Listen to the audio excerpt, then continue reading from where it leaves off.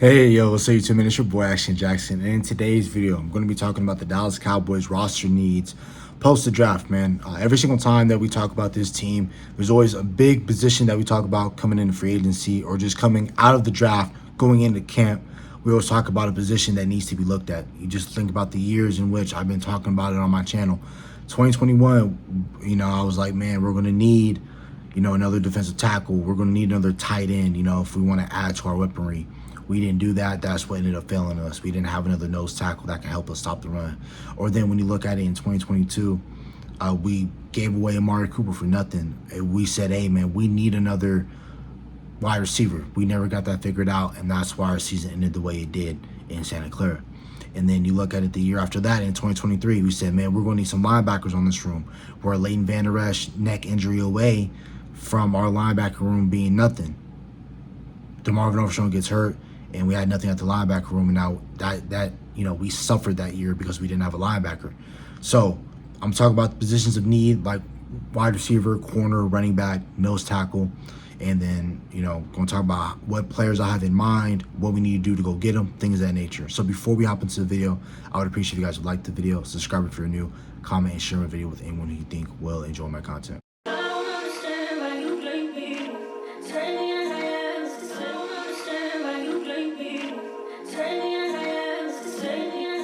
So hopping straight into it, I already talked about wide receiver in my last video. So I'm going to go over that real quick and why, in my opinion, I'm still trading for a younger wide receiver. I talked about it with the Colts. If I'm the Dallas Cowboys, I am calling Chris Ballard in the Colts, and I'm letting them know they have a surplus of talent. Why am I even thinking about the Colts? They drafted Tyler Warren, that's a weapon. They have Mo Alley Cox as their tight end too, that's another weapon at the feed. Jonathan Taylor, they just paid not that long ago. They drafted DJ Giddens out of K-State. They have Michael Pittman Jr., they have Alec Pierce, they have Josh Downs, they have A.D. Mitchell. They have a crap ton and a surplus of talent. They need to get rid of somebody, and because they're coming up with players that need to get paid, and you can't pay everybody on the offense side of the football. You can, but you don't really want to if you don't need to. So if I'm the Dallas Cowboys, I'm calling the Indianapolis Colts. I'm inquiring about Alec Pierce. If I'm the Dallas Cowboys, I'm calling about Jameson Williams. If I'm the Dallas Cowboys, I'm calling about the Pittsburgh Steelers, see if they want to give up George Pickens. If I'm the Dallas Cowboys, I'm going to the NFC South, and I'm hitting up the David Canales. I'm hitting up Morgan and them over in Carolina. You got Xavier Legette, big X wide receiver. What are you going to do with him? You got Tedero McMillan. You got another wide receiver in there. You got Jalen Croker, who you guys really liked out of Holy Cross. That was an undrafted free agent. You got Adam Thielen. One more year left on his deal. You picked up Cole Hudson out of UCF. You got Hunter Renfrow that you signed in free agency. You have talent on that wide receiver spot. Who's going to be the odd man out? I would like for it to be Xavier Legette because he has 4 more years left on his deal, including his 5th-year option. And I believe that the Dallas Cowboys should go and try to trade for Xavier Legette. He would be the opposite to CeeDee Lamb, right? So if I'm the Dallas Cowboys, that's what I am doing. I'm also going to the opposite end, and I'm going to hit up the same conference, or same division, rather. I'm hitting up the Tampa Bay Buccaneers. There's no way that you're treating Baker Mayfield like a king over there in Tampa, Florida, man. Where he going to have Mike Evans, Hall of Famer, Chris Godwin, damn good player, Emeka Egbuka. You got Tej Johnson, drafted in the 7th round. You got Jalen McMillan. They can do some of the sneaky things and put guys on season-ending IR. Like, they can do that with Tej Johnson or Jalen McMillan if they really want to do that. Put a fake injury and have those guys be out for the rest of the year. They could do that and be sneaky. But if I'm the Cowboys right now, I'm hitting up the Tampa Bay Buccaneers and seeing if we can go get one of their wide receivers. Who will the odd man out be? It won't be Emeka they just drafted. It won't be the Hall of Fame player, and it won't be the player in Chris Godwin who they really love in that organization, and they just gave him a contract. So he's not going anywhere. It's going to be one of them young cats, either Jalen McMillan, Tej Johnson, or one of those guys, right? But they're going to have to give up. They have to come up off of one of them wide receivers, man. It's going to have to happen. They don't have to. Again, they can fake injury, carry more wide receivers. They can do all that. But if I'm the Dallas Cowboys, I'm inquiring about that position. Another position, and then why am I even talking about wide receiver?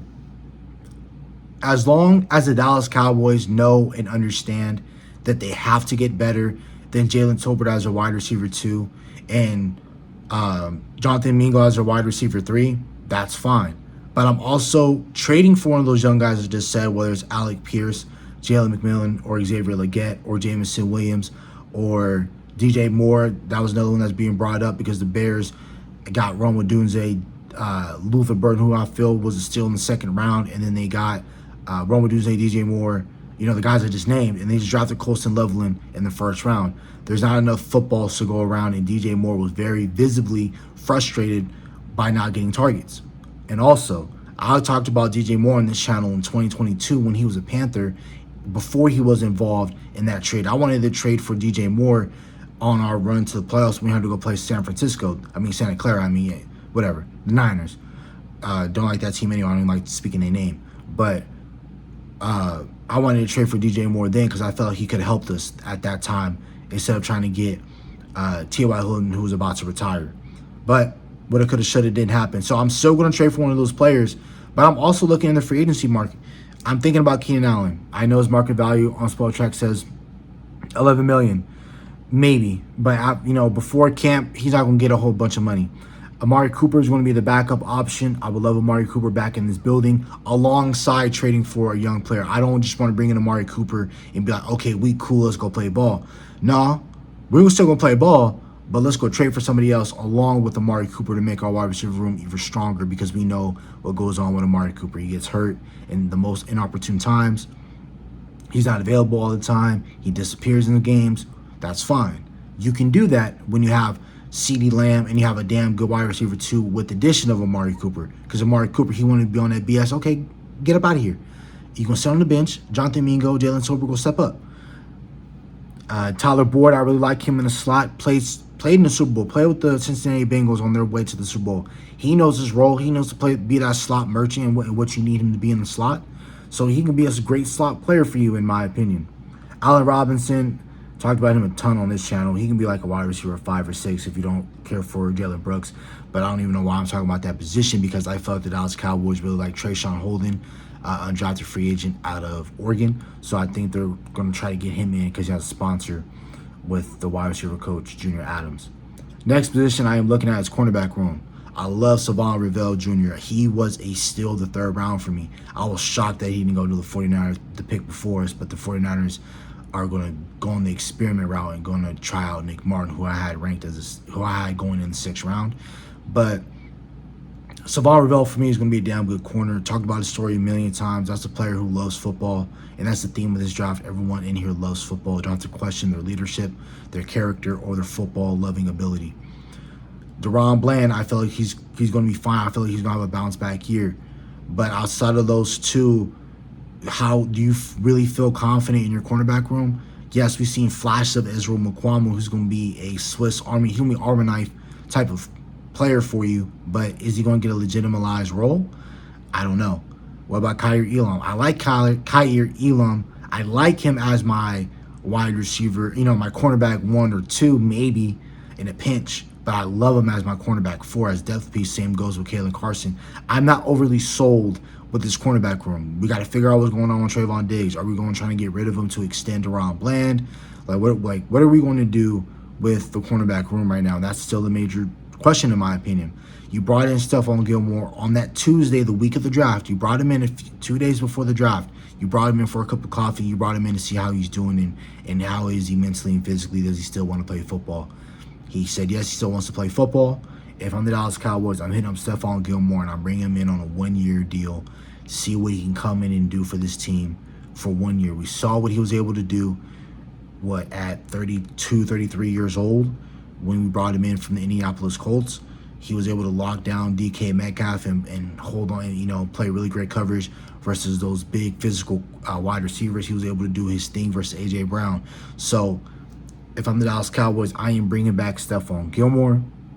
I'm trying to see what Rasul Douglas is talking about in terms of money-wise. Mike Hilton as a slot player, 31 years old. I will love that. And I would sign 2 corners. The 2 corners I would sign, 3 really, but 2 for sure is Stephon Gilmore and Asante Samuel Jr. Damn good player. I like Asante Samuel Jr. What you can do if you sign both of those players is you can have either Asante play on the outside, move DaRon Bland back inside, and have Stephon Gilmore on the other end. So your 2 outside corners would be Asante or Stephon, and then have DaRon Bland in the slot. Or you can have Asante in the slot, DB on the outside, and have Gilly on the other side, and then that'd be your cornerback room. But either which way, I like that cornerback room a lot. So that's why you don't have to rush Savon Reveal. I don't want to rush him back. He's not the player that we want him to be, and the Dallas Cowboy Nation is pissed off at Savon Reveal because he isn't ready to go week one in what we were expecting him to be. But you can put that more in your front office on having to depend on guys my age, 22 years old, or if not younger, or just a little bit older, for you to play like guys who've been in the league for 7-8 years. So again, going back to accountability and holding this front office accountable. But those are my Jack Jones would be my, if Kellen Carson ain't panning out, if one of these guys on the bottom of the depth chart ain't figuring it out, you can bring Jack Jones in as a competitive special team type of player. Running back, I'm not overly sold with the running back room. The coordinator, Clayton Adams, can do anything like what he did in Arizona with the Cardinals, what he can do with this offensive line and what he worked with there, and then you add offensive first-round talent to this team. You got Tyler Booker at right guard. You got BB at center. You got Tyler Booker. I already said Tyler Booker, but Tyler Smith. You got so many damn Tylers on this team. I'm sorry. You got Tyler Smith as your left guard. So you have people movers back again. You haven't had that since 2016. We have Frederick, Ron Leary, and Zach Martin. So to have people movers up front is great. Can Terrence Steele come back? I think he can. Can he be any sort of remnants of what he was in 2022? We're going to find out. Tyler Guyton. People were questioning, does he love the game or not? We're going to figure that out as well. But I really like what we have with this offensive line room, and I love our offensive line depth. So what can we do with that? But I'm not overly sold with the running back room. I like Jaden Blue. I like him a lot. I believe he's going to be your Tony Pollard juice player. I like Phil Maffa out of Clemson. I do. I like Javonte Williams. I like those three. But Jaden Blue, I know ain't going nowhere, and I know Phil Maffa ain't going nowhere. But to me, Javonte Williams, I'm not losing sleep. I'm not saying I'm not going to sleep comfortable knowing I got Javonte Williams, and I'm comfortable in saying, okay, cool, I don't have to worry about that position. No, I want to get better. I don't think Miles Sanders is going to make the roster. Javonte Williams might be a running back 3. I think he'll start for you because veteran, played in the league, former top 100 pick, things of that nature, right? So I don't think he's going necessarily anywhere. But if I'm the Dallas Cowboys, I'm giving a call to Nick Chubb. Yes, I know Nick Chubb isn't the same player as he used to be. He's 29 years old. That is like a curse to the running back, to the running backs in their lives as running backs staying in the league. 29 is not a great year, but I believe that Nick Chubb has gone through enough things throughout his playing career and has gone through enough adversity. And we talk about an underdog like player who played for the Bulldogs and in Georgia. I do think a guy like Nick Chubb can come in. He can start for you. Again, low risk, high reward. You bring somebody in on less than $5 or $6 million that you'll just sign him for a year. You'll bring him in. He can start for you and have him earn his keep. Again, just because you sign somebody to a one-year deal is not going to hurt me or stop me from picking up any of these guys. I'm also looking at J.K. Dobbins. I look at the year that he had with Jim Harbaugh and with the Los Angeles Chargers, and they have a damn good offensive line. I really, really like their offensive line. Similar, comparable to us, but I believe they have better booking tackles than we do. But I feel like when Terrence Steele is healthy, and then if we can figure out 6'8", 300+ pound Tyler Guyton, who has one of the best athletes on your offensive line, I think if we can figure that out, we'll be fine. But let's get us a dynamic runner. I like J.K. Dobbins a lot. He's 26 years old. He has not been picked up. He has not been picking up yet, and that's because injuries. Yeah, we had one good productive year. Why am I going to break the bank and give you a major contract when you only have one good year of production?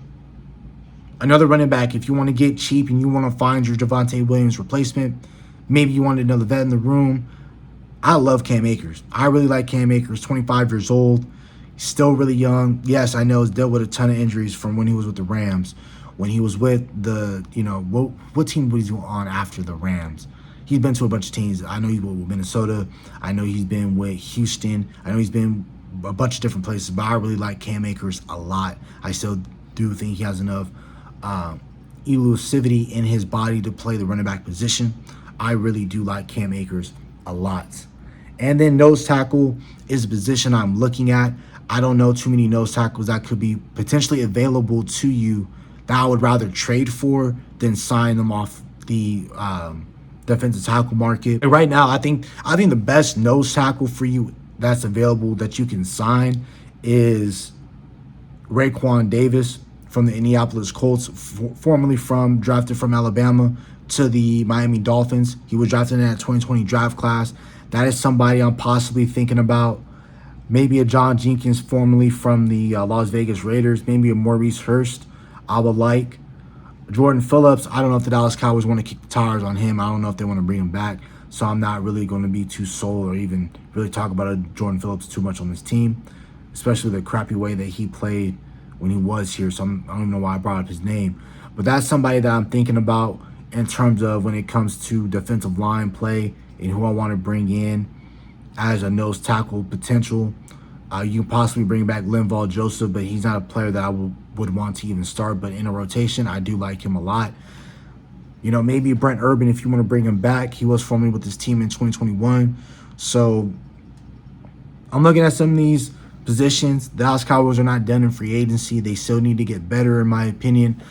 You got to add to his wide receiver room. You got to get better at wide receiver too. I'm not looking for, you know, a big name type of guy, but if you can bring somebody in that can be better than what you have on the roster and that can make an impact when we do try to make a push for this playoff team, then, you know, you got running backs. I believe you can get Nick Chubb or J.K. Dobbins. Cornerback room, go sign Stephon Gilmore, Jack Jones, or Asante Samuel. Sign 2 out of the 3 names I just listed for corner. Draft 1 of the names out of running backs I just listed.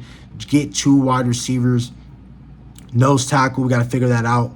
But that's about it for the video. Hope you guys have a nice day. Stay safe, stay blessed. Bye.